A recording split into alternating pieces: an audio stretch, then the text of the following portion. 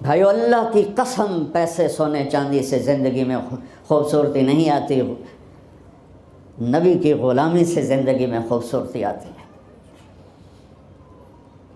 اتنے بڑے نبی ہیں اور حضرت عائشہ سے کہہ رہے ہیں دوڑ لگائیں۔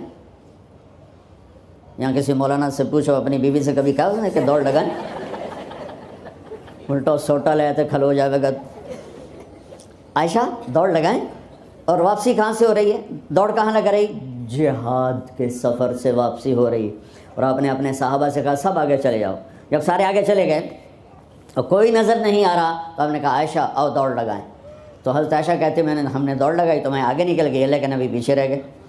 کچھ سال گزرے تو پھر ہم سفر سے واپس آ رہے تھے تو آپ نے صحابہ سے فرمایا سب آگے چلے جاؤ، چلے گئے۔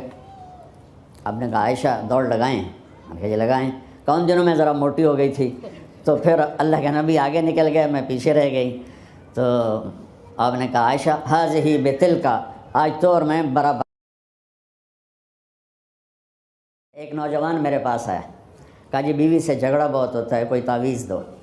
میں نے کہا بیویاں تو تعویذ نہیں چل دے۔ تو کہنے لگا پھر میں کیا کروں؟ میں نے کہا کچھ بھی نہ کرو، جب کھانا کھانے بیٹھو تو ایک لقمہ اپنے ہاتھوں سے بیوی کے منہ میں ڈال دیا کرو، 1 یا 2 یا 3۔ کہنے لگا اس سے کیا ہوگا؟ میں نے کہا یہ میرے نبی کی سنت ہے، آپ ام عائشہ کو لقمے بنا کے کھلاتے تھے، تو دیکھنا کیا ہوگا یہ مجھے بعد میں بتانا۔ 10-12 دن کے بعد میری فون پہ بات ہوئی تو مجھے یاد آیا، تو میں نے کہا وہ میری بات پہ عمل کیا تھا؟ کہنے لگا نہیں۔ میں نے کہا کیوں؟ کہنے لگا شرم آتی ہے۔ میں نے کہا لڑتے ہوئے شرم نہیں آتی، کمزور سے لڑتے ہو۔ ایک صحابی کی بیگم ذرا تیز زبان تھی تو تنگ آ گئے، تو حضرت عمر کے پاس شکایت لے کر گئے۔ اس وقت امیر المومنین خلیفہ وقت جب دروازے پر پہنچے تو اندر وہی ہو رہے جو جناب بیگم چڑھائی کر رہی ہے، حضرت عمر خاموش۔ وہ بڑا حیران ہوا کہ تو عمر بھی بلی بن گیا، میرا کیا بن گیا؟ لیکن حضرت عمر بھی یہاں ایسے دب گئے تو میرا کیا بن گیا؟ وہ واپس ہو گئے۔ حضرت عمر کی نظر پڑ گئی، جلدی سے باہر آئے۔ ارے میرے بھائی کیسے آئے تھے؟ کہا یہ کچھ نہیں ویسے ہی آیا تھا۔ کہنے لگے ارے بھائی ویسے تو کوئی نہیں آتا، بتاؤ تو صحیح مسئلہ کیا ہے؟ کہ جو مسئلہ میرا ہے وہ آپ کا بھی ہے۔ کہنے لگے ہے کیا؟ کہا جی بیوی بہت سخت زبان ہے، اتنے تک ہم چوکا ہی چوکھا نظر آیا تو اب آپ میرا مسئلہ کیا حل کرو گے؟ تو اب سنو حضرت عمر کی بات سن۔ حضرت عمر جیسا زبردست روح والا آدمی تھا بیٹھا، برٹن رسا جیسے آدمی نے کہا تھا اگر مسلمانوں کو ایک عمر اور مل جاتا تو پوری دنیا میں اسلام ہوتا، جس کی گواہی غیر مسلم نے دی۔ اب سنو عمر کی بات، امیر المومنین، میرے نبی نے کہا میرے بعد کوئی نبی ہوتا تو عمر ہوتا۔ آپ نے کہا عرفات کے میدان میں اللہ میرے صحابہ کو دیکھ کے خوش ہو رہا ہے اور عمر پہ خاص طور پہ خوش ہو رہا ہے۔ یہ ایسی بڑی ہستی، دیکھ میرے بھائی، انہا مرضعۃ لاولادی، میری بیگم میرے بچوں کو دودھ پلاتی ہے، وخبازۃ لخبز، میرے لیے روٹی بناتی ہے، وطباخۃ لطعامی، اور میرے لیے سالن بناتی ہے، وراسلۃ ثیابی، اور میرے کپڑے دھوتی ہے۔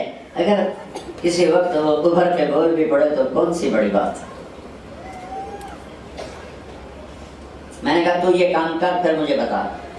حسن سلوک فاتح عالم ہے۔ تھوڑی دیر بعد اس کا فون آیا کہ مولانا صاحب کم بڑھ گیا۔ میں نے کہا کیا ہوا؟ کہنے لگا میں نے اس کے منہ میں لقمہ ڈالا تو اس کا منہ کھلا ہی رہ گیا، اس نے اندر ہی نہیں گیا۔ کہنے لگی تو خود تو کر نہیں سکتا، یہ بتا تجھے بتایا کس نے؟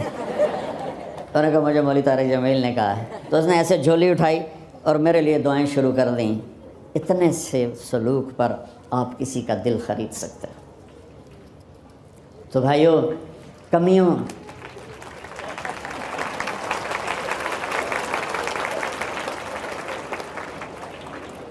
اب اس دوا کو سارے رشتوں میں استعمال کرو۔ والدین ہیں تو ان کے آگے جھک جاؤ، ان کی شدت کو بھی برداشت کر لو۔ بہن بھائی ہیں آپس میں محبت سے رہو، چیزوں پہ مت لڑو۔ اولاد ہے اسے عزت دو، احترام دو، ان کی کمیوں سے درگزر کر کے برداشت کرتے ہوئے سینے سے لگائے رکھو، بڑے اچھے مسلمان بن جائیں گے۔